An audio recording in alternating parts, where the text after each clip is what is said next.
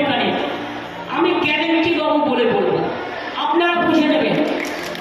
যেমন গদ্দার বলি, নাম বলি না, তেমনি এখানেও আমি নাম বলবো না, আমি গ্যারেন্টি বাবু বলবো।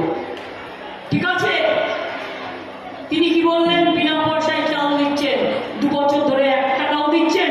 বলুন, হয় আপনি ক্ষমা চান, আর তা না হলে বলুন যে আপনি টাকা দিয়েছেন চালে। ফটো এমটি নতুন গ্যারেন্টি জিজ্ঞেস করুন, বলছে বাড়ি বাড়ি গ্যাস চলে যাবে।